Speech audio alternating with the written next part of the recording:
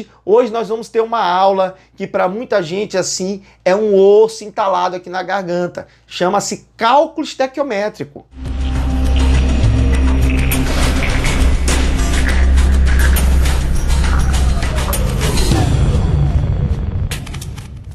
Então, pessoal, cálculo estequiométrico não é um bicho de 7 cabeças.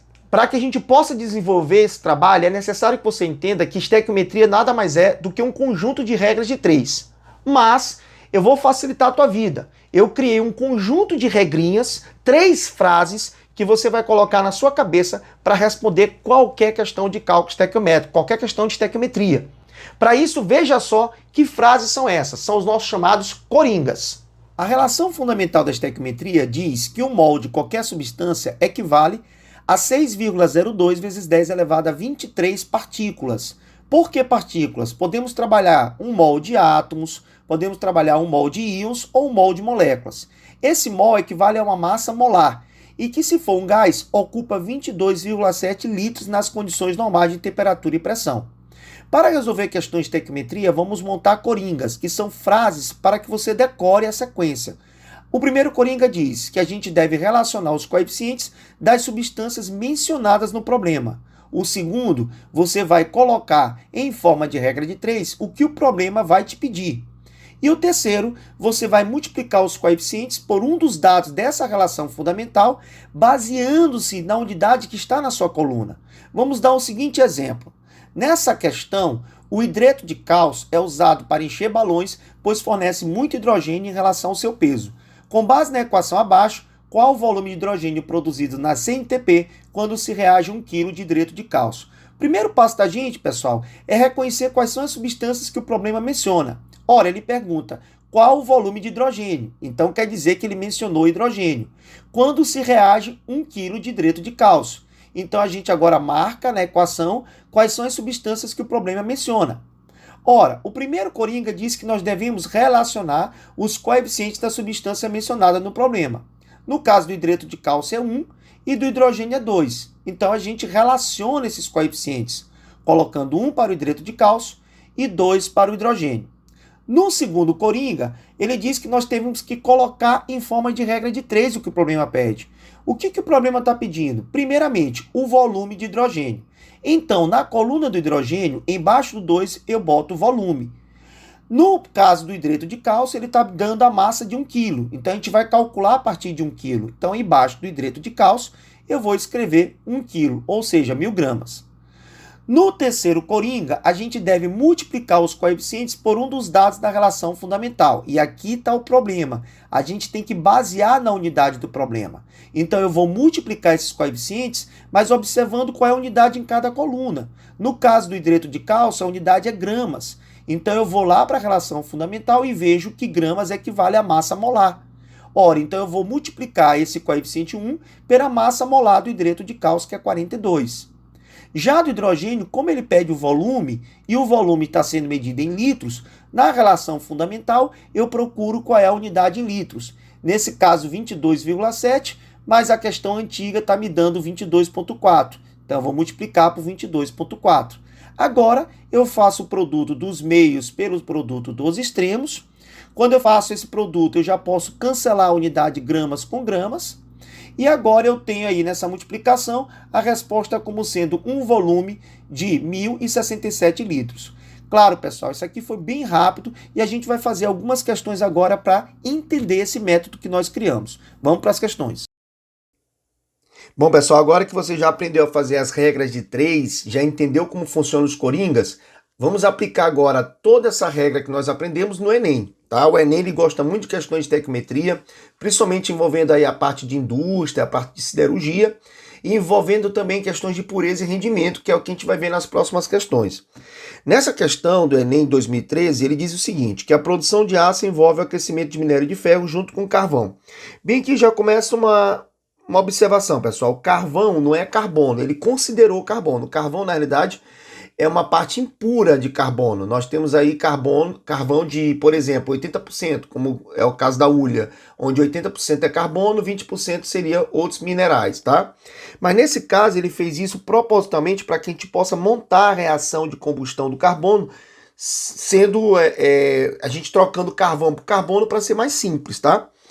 Então ele diz que essa reação junto com carvão e ar em uma série de reações de óxido-redução. O produto é chamado de ferro-gusa. Então quando você aquece o minério, junto com carvão você produz ferro-gusa, que contém 3,3% de carbono. Então é uma liga, né? Então a hulha, ela, no caso, o carvão hulha, ele vai reagir com ferro, né? Com a hematita, no caso, e vai produzir essa liga de ferro-carbono, aonde ele chamou isso aqui de ferro-gusa, que tem 3,3% de carbono. Muito bem. Uma forma de eliminar o excesso de carbono é a oxidação a partir do aquecimento do ferro-gusa com gás oxigênio puro. Os dois principais produtos são o aço doce, que é uma liga com 0,3% de carbono restante, e gás carbônico.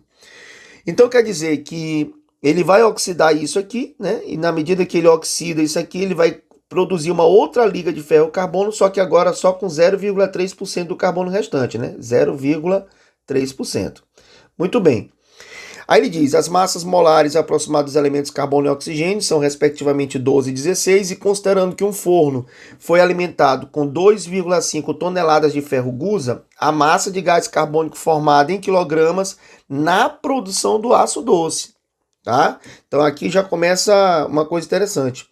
Então ele quer, a gente sabe que eu peguei o ferro-gusa que tinha 3,3% de carbono, e o ferro doce, ele só vai ter 0,3% de carbono. Ou seja, Marlos, para onde foi o restante do carbono? É justamente o carbono que vai virar CO2. Então aqui, o primeiro distrator da questão é você entender que para eu formar CO2, o carbono, no caso o carbono que ele chamou de carvão, vai ser oxidado, vai queimar para produzir CO2.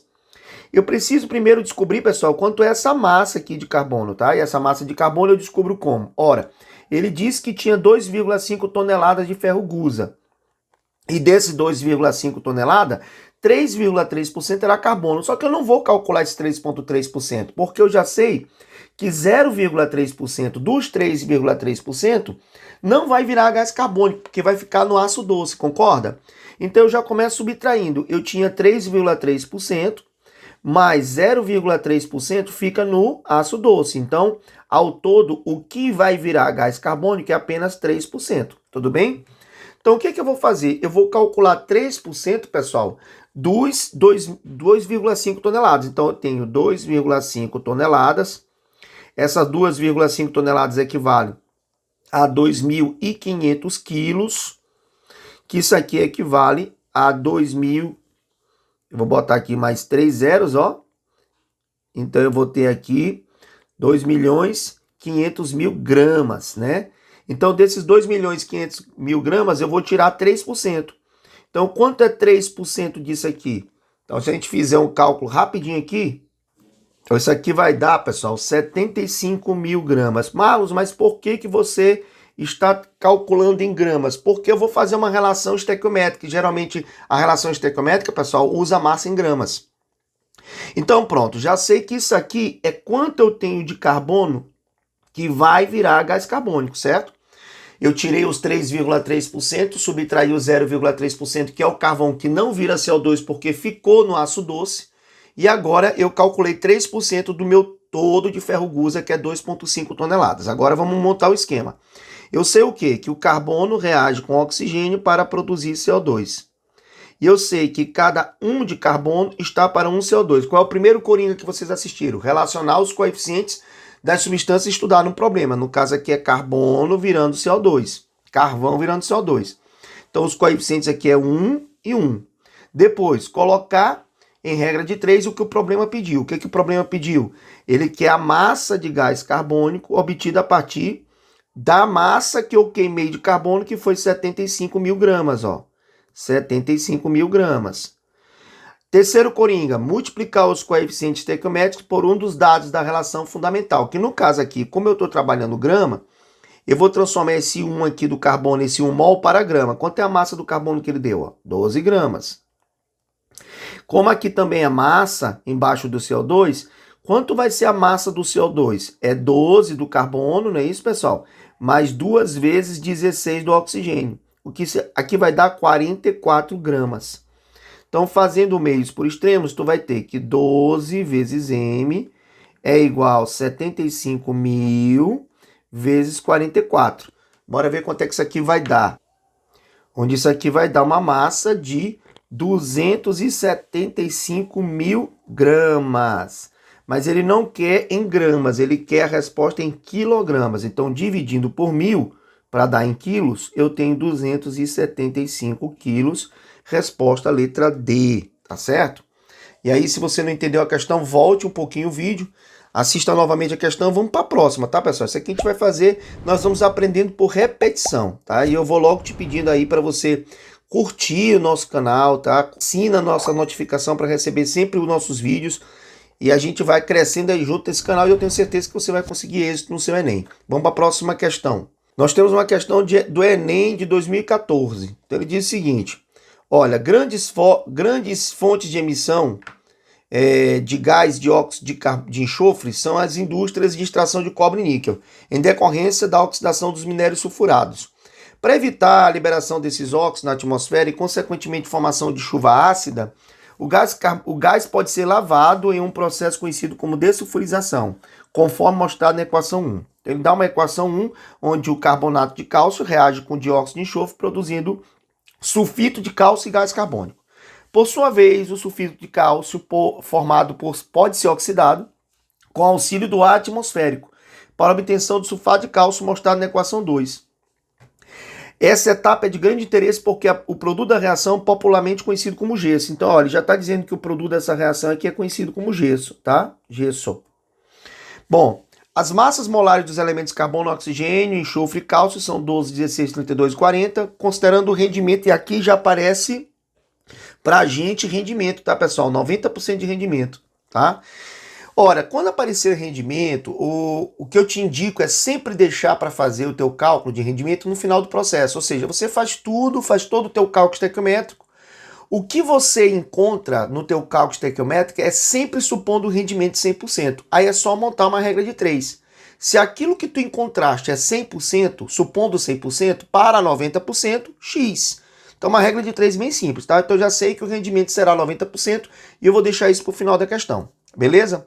Aí ele quer saber a massa de gesso obtida em gramas por mol de gás retido. Por mol de gás retido, aproximadamente, tá? Bom, aí aqui, pessoal, a gente tem uma questão onde a gente envolve duas reações sucessivas. E aqui, veja bem, porque a questão ela pede para você calcular a massa de gesso. Então o gesso eu já sei que está aqui na equação 2. Só que ele está perguntando por mol de gás retido. Só que o gás retido, quem é? Qual é o gás que ele fala na questão?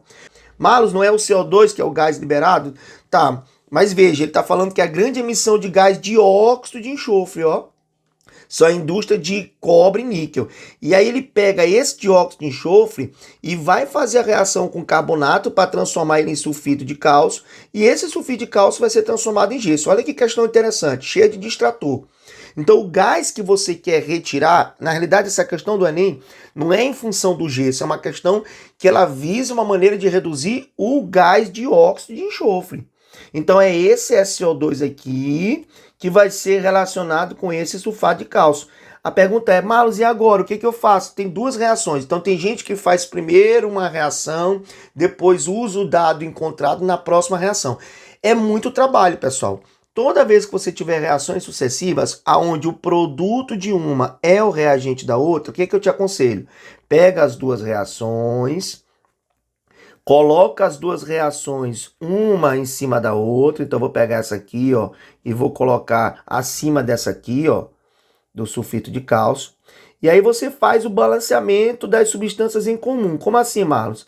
Você percebe que bem aqui, pessoal, ó, eu tenho o sulfito de cálcio e aqui eu tenho o sulfito de cálcio, né? Mas você percebe que aqui eu tenho 2 mols de sulfito de cálcio, aqui eu só tenho 1 mol. Então o que eu vou fazer para poder balancear? Multiplico a equação de cima tudo por 2, para que fique o mesmo 2 que está aqui na frente, ó. Então você multiplica isso aqui por 2, isso aqui por 2, isso aqui por 2, isso aqui por 2. Quando você multiplicar por 2, o que é produzido aqui de sulfito de cálcio é consumido aqui, ó. E aí vamos somar as duas reações. Eu vou ter o quê?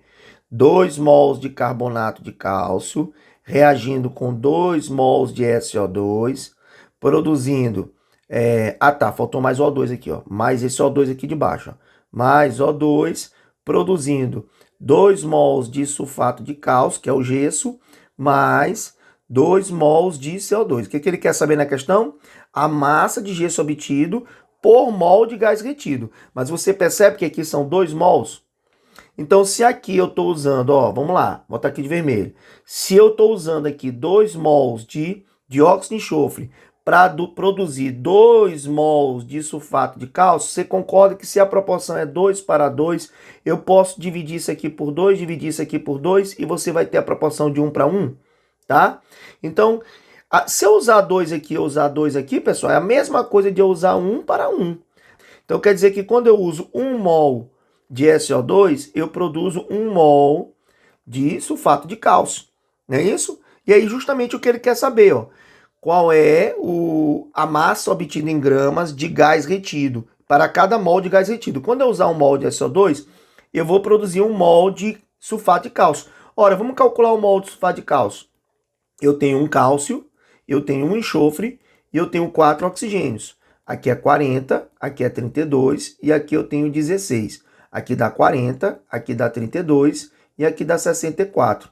O que isso aqui vai dar? 6 e 3, 9 e 4, 13, 136 gramas. Então, quando eu usar 1 mol de SO2, eu vou produzir 136 gramas de sulfato de cálcio. Aí o aluno diz, bater a questão, letra D é a resposta. Aí você perdeu a questão. Porque aqui tem um distrator. Eu quero um rendimento apenas de 90%. Então não é 136. 136 seria o que eu ia obter se eu tivesse um rendimento de quantos por cento? 100%. Mas ele quer um rendimento apenas de 90%. Então, para 90%, X. Tá? Então vamos ver quanto é que vai dar isso aqui. Então a resposta obtida aqui, pessoal, deu 122,4 gramas. E o Enem sempre gosta de botar questões aproximadas. Então, aproximadamente, letra C, 122 gramas, tá certo? Então, uma questão bem simples. Agora, o que eu posso te sugerir, pessoal? E aqui vai uma dica agora valiosíssima, para você não perder todo esse tempo. Vamos lá? Vou apagar aqui, ó. Tira um print aí que eu vou apagar isso aqui. Olha essa dica super valiosa, galera. Toda vez que vocês estiverem fazendo uma questão que envolve a obtenção de uma substância a partir de outra, verifica só a quantidade de elementos que tem na fórmula. Como assim, Marlos? Não entendi. Por exemplo, vamos imaginar que você quisesse produzir oxalato de cálcio. Só que você vai produzir isso a partir do CO2. Você percebe que aqui eu tenho 2 mols, eu tenho aqui 2 mols de carbono e aqui eu só tenho 1 carbono. Então, para eu produzir essa substância, eu precisaria de 2 mols de CO2. Então, se a questão estivesse relacionando gás carbônico com oxalato de cálcio, bastava eu dizer que 2 mol de gás carbônico está para 1 mol de oxalato de cálcio. Ou seja, sempre você vai perceber isso. Olha, eu quero produzir sulfato de cálcio a partir do SO2. SO2 produzindo sulfato de cálcio. Mas você percebe que aqui eu tenho um enxofre e aqui eu já tenho um enxofre. Então quer dizer que 1 mol disso produz 1 mol disso. Pronto, acabou. Eu tinha feito só isso aqui, não tinha perdido tempo nenhum da questão. Entendeu o macete? Massa, né? Vamos para a próxima questão, pessoal. Próxima questão da gente. Essa questão de 2017 diz o seguinte. O ácido acetil salicílico, aí ele deu a massa molar para facilitar a vida da gente, 180 gramas por mol, é sintetizado a partir da reação do ácido salicílico. Massa molar igual a 138 gramas, com anidrido acético usando o ácido sulfúrico como catalisador. Bom, aí ele deu aqui a reação, tá? Após a síntese do ácido acetil salicílico, é purificado. E o rendimento final, tá aqui um distrator que a gente tem que levar em consideração, o rendimento final é de 50%. Então eu já sei que de tudo que eu produzo, eu não produzo 100%, eu só produzo 50%, tá? Devido às suas propriedades farmacológicas, antitérmico, analgésico, anti-inflamatório, o AAS é utilizado como medicamento na forma de comprimidos, nas quais emprega-se tipicamente 500 miligramas dessa substância, no qual se emprega em cada comprimido, né, gente? Ó, na forma de comprimido, nos quais se empregam tipicamente 500 miligramas. Então, quer dizer que um comprimido contém 500 miligramas de AAS, tá? Contém 500 miligramas de AAS. Bom, uma indústria pretende fabricar um lote de 900 mil comprimidos de acordo com a especificação do texto, qual é a massa de ácido salicílico. Ele quer saber a massa disso para produzir 900 mil comprimidos. Bom, vamos primeiro começar pensando que massa desse ácido eu vou precisar para fazer os comprimidos, porque eu sei que em cada comprimido tem 500 miligramas de AS, né? Do ácido acetil salicílico. Então, se um comprimido eu tenho 500 miligramas de AS, então, pessoal, em 900 mil comprimidos, eu vou ter X. Onde X eu vou ter 900 mil. E olha aqui o que eu vou fazer agora, ó, pessoal. Presta atenção. 900 mil vezes 500 miligramas. Olha o que acontece. Você sabe que mili quer dizer que você pegou a grama e dividiu por 1000, né? Mili quer dizer 10 a menos 3.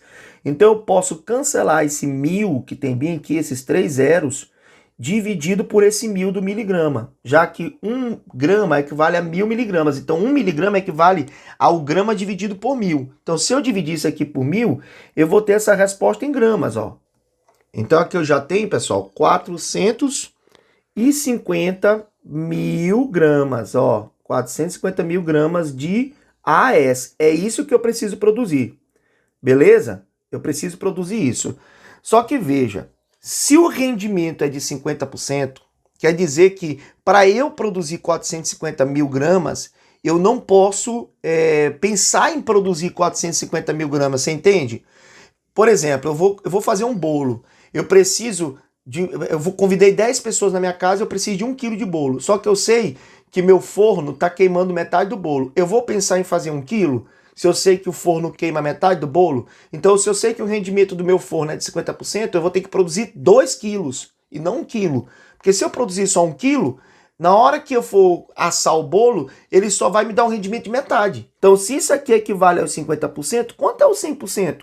Então, aqui eu já sei que eu não posso produzir 45 mil gramas. Eu tenho que produzir 900, o dobro. 1000 gramas.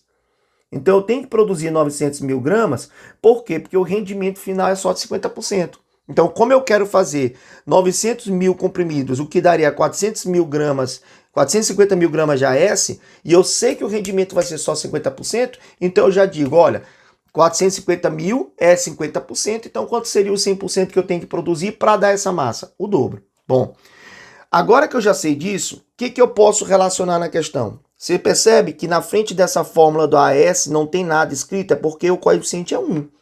E nessa fórmula do ácido salicílico, e nessa fórmula do AS, do ácido acetil salicílico, aqui é o ácido salicílico, aqui é o AS, ó, acetil salicílico.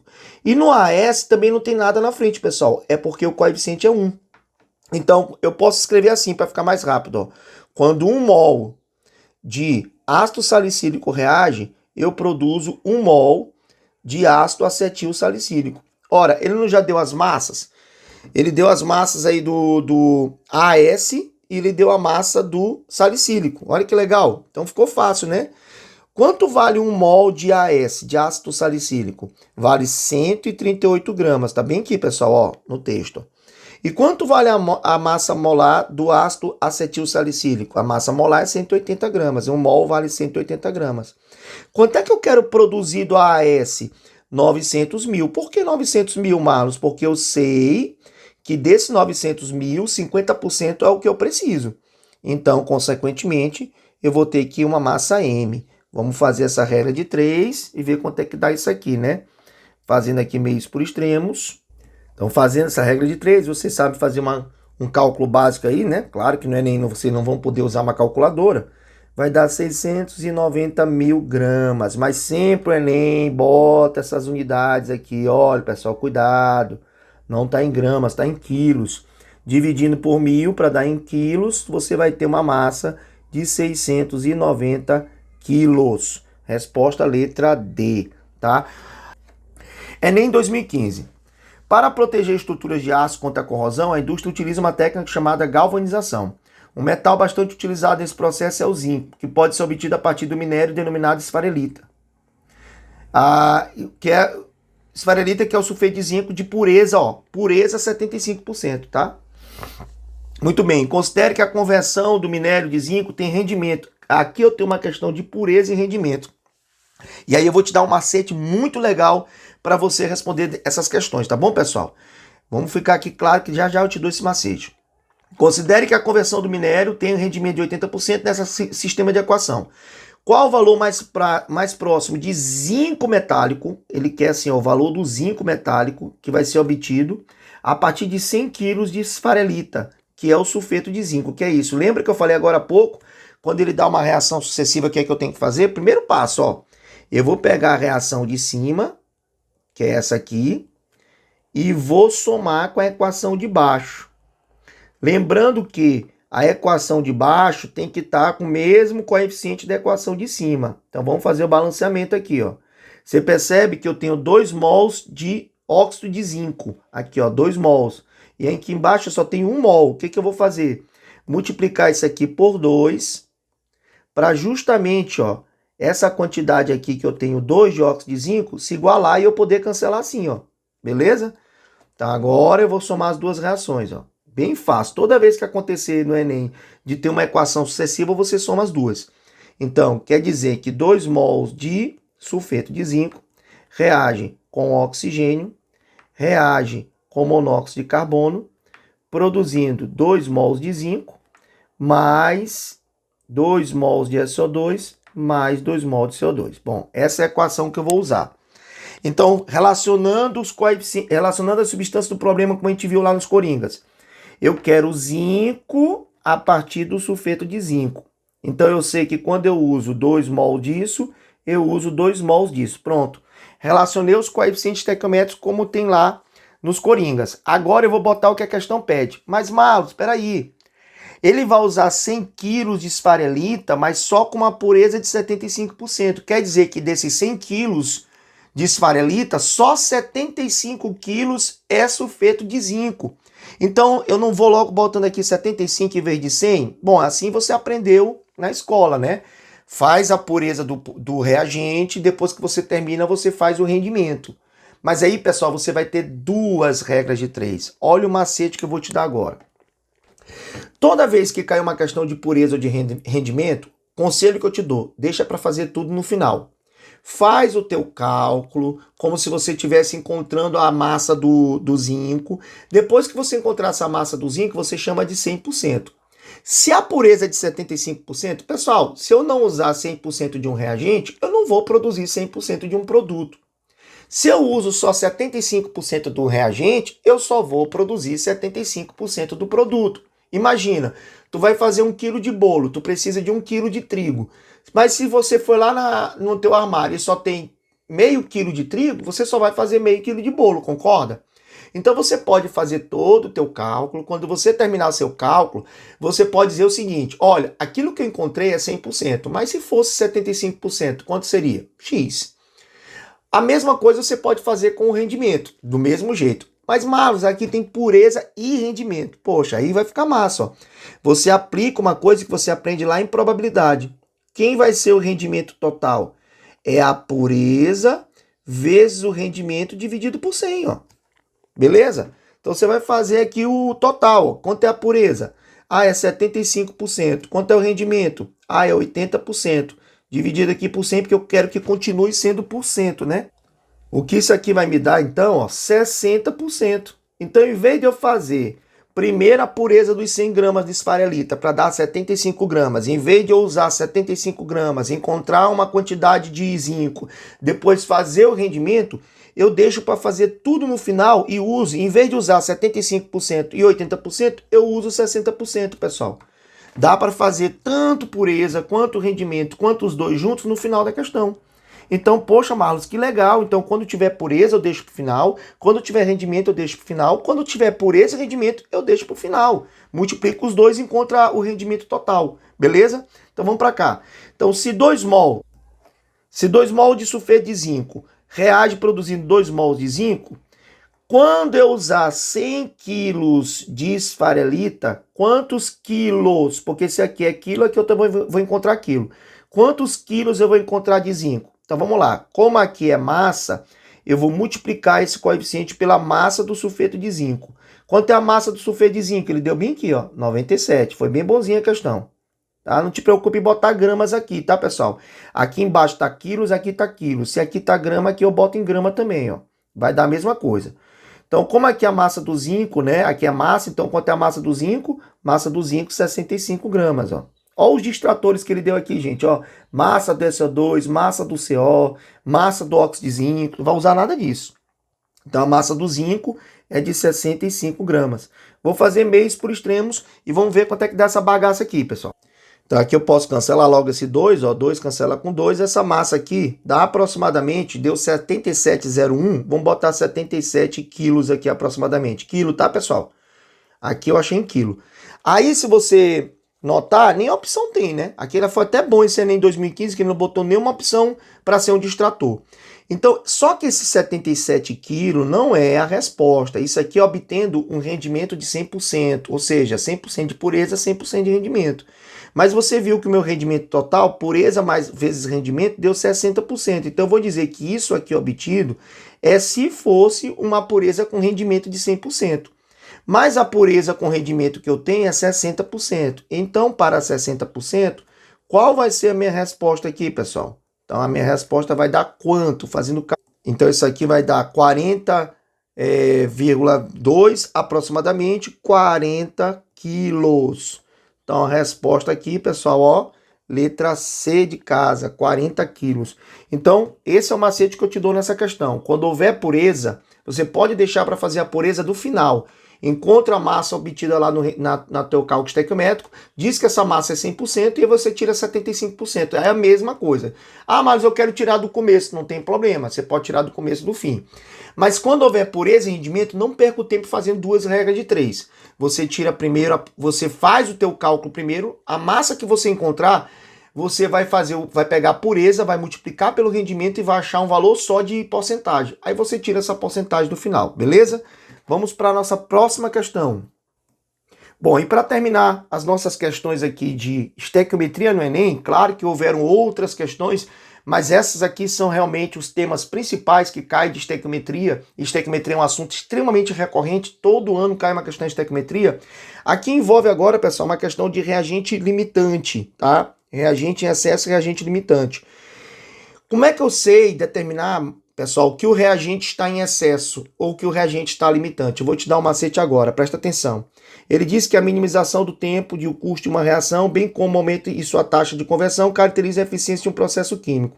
Como consequência, produtos podem chegar ao consumidor mais barato. Um dos parâmetros que mede a eficiência de uma reação é o seu rendimento molar. Aí ele diz que o rendimento molar é o número de mol do produto dividido pelo número de mol do reagente limitante multiplicado por 100. Em que N corresponde ao número de mol. O metanol pode ser obtido pela reação entre o brometo de metila e o hidróxido de sódio, conforme a equação química. Aí ele deu as massas molares. Bom, e vamos lá. Ele quer saber o rendimento molar da reação em que 32 gramas de metanol foram obtidos a partir. Bom, aí ele diz que tem 142,5 de brometo de metila e 80 gramas de hidróxido de sódio. Então eu vou escrever esse cara aqui, ó. Eu tenho o brometo de metila reagindo com o hidróxido de sódio. Perceba que a reação já está balanceada. Tome muito cuidado para saber se ela está balanceada. Ó, veja, um sódio aqui, um sódio no produto. Está balanceado. Pessoal, como é que eu vou descobrir se eu botei mais brometo de metila ou se eu botei mais hidróxido de sódio? Como saber quem é o reagente limitante? O macete é o seguinte. Mas para esse macete dar certo, você jamais pode fazer o contrário o que eu vou falar. Lembra que lá nos Coringas eu disse para ti que você relaciona primeiro os coeficientes das substâncias estudadas no problema? Então, você vai fazer o seguinte. Aqui você está vendo que quando eu uso um mol de brometo de metila, eu uso um mol de hidróxido de sódio. Então, você vai colocar primeiro aqui em cima os coeficientes estequiométricos desses reagentes. Então, coloque em cima. Se você colocar embaixo do problema, você perdeu a questão, tá? Aí agora o que eu vou fazer? Eu vou colocar a massa do brometo de metila que vai ser usado, 142,5 gramas, e a massa do hidróxido de sódio que vai ser usado, que é 80 gramas, beleza? Como aqui é massa, o que diz lá o nosso Coringa? Eu vou multiplicar pela massa desse brometo de metila. Como aqui é massa, eu vou multiplicar pela massa do hidróxido de sódio. Ora, Somando o sódio, que é 23, mais oxigênio, que é 16, mais hidrogênio, que é 1, isso aqui dá 40 gramas. Somando o carbono, que é 12, mais 3 hidrogênios, cada hidrogênio é 1, então são 3 gramas, mais o bromo, que é 80, isso aqui vai dar 95 gramas, tá? Então, eu somei as massas aqui do carbono, hidrogênio e bromo, deu 95 gramas. Aí eu vou fazer agora assim, presta atenção. O que eu vou fazer? Eu vou multiplicar como se eu fosse fazer uma regra de 3. Vou multiplicar esse valor por esse valor aqui na diagonal, tá? Vou encontrar aqui uma resposta, ó, de verde. Vou botar aqui de laranja agora. Vou pegar esse valor aqui de laranja, vou multiplicar por esse valor na diagonal e vou encontrar uma resposta bem aqui. Veja bem. Se o lado verde for maior que o lado laranja, quer dizer então que esse brometo de metila aqui, ó, vai estar em excesso. E o hidróxido de sódio seria o limitante, beleza? Se o lado verde, que é o lado esquerdo, fosse maior que o laranja, então o brometo de metila está em excesso. Mas, se o lado laranja for maior que o lado verde, então o hidróxido de sódio estaria em excesso. Então, o lado que dá maior vai ser o lado que vai dar em excesso. Por isso, meus amigos, é que vocês não podem colocar em cima o 142,80 e embaixo o 1 mol do balanceamento, porque senão esse verde ficaria do lado direito e o laranja ficaria do lado esquerdo, você perderia a questão. Entende que o macete só funciona se os coeficientes vierem em cima e o problema vier embaixo? Muito bem, então vamos lá. Multiplicando na diagonal esses valores, quanto é que vai? Então, multiplicando 142,5 vezes 40 dá 5.700 desse lado aqui. Agora, vamos multiplicar o outro valor aqui. E multiplicando 95 vezes 80 dá 7.600. Então, vocês percebem que o lado laranja deu maior que o lado verde. Então, eu posso dizer que o hidróxido de sódio está em excesso. Consequentemente, o brometo de metila é o meu limitante, beleza? É o meu limitante. Bom, e agora é que venha o desfecho da questão, porque ele quer saber o seguinte, o rendimento molar da reação que em 32 gramas foram obtidas de metanol. E na fórmula ele pede na questão o rendimento molar, e o rendimento molar diz quanto é o número de mol do produto que foi formado a partir do número de mol reagente limitante. Eu já sei que é um limitante. O limitante é o brometo de metila. Então, eu vou fazer a reação bem aqui do lado. Ó.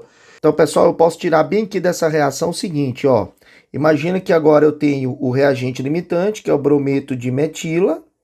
E o brometo de metila vai produzir, então, o meu metanol, tá? Eu vou fazer a relação do brometo de metila com metanol. E aí você percebe que quando eu uso 1 mol do brometo de metila, eu produzo 1 mol do metanol, certo? Só que, veja bem, quanto vale 32 gramas de metanol? Se você somar as massas do metanol, você vai ter que o carbono é 12, mais 16 do oxigênio, 28 com 4 do hidrogênio, dá 32 gramas. Olha que questão boazinha. Então, ele já está me dizendo aqui que esse mol que eu estou produzindo equivale a 32 gramas, certo? Então, eu já tenho 1 mol. Quando eu produzir 32 gramas de metanol, que é 1 mol, eu vou ter que usar 1 mol de brometo de metila. Não seria essa a lógica? Só que 1 mol de brometo de metila dá 95 gramas. Certo, pessoal? Só que eu não usei 95 gramas, eu usei 142,5 gramas. Então, quanto é que isso vai me dar em mol?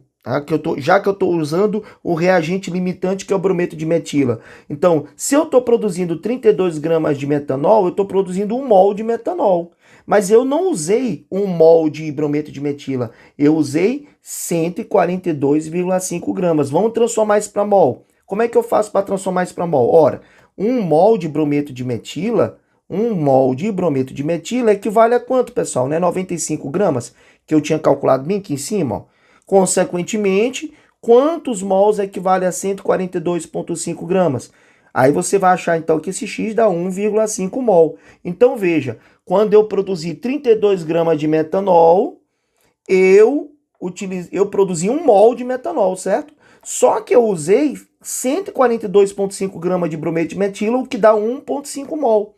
Então, se eu for jogar na fórmula lá em cima, ó, Quanto foi o número de mol do produto? Não foi 32 gramas? E 32 gramas de metanol não equivale a 1 mol?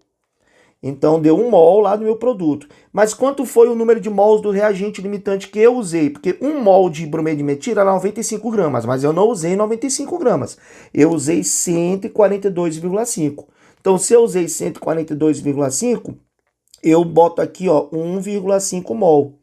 Isso aqui multiplicado por 100. Isso aqui vai dar, pessoal, 66,7%, tá?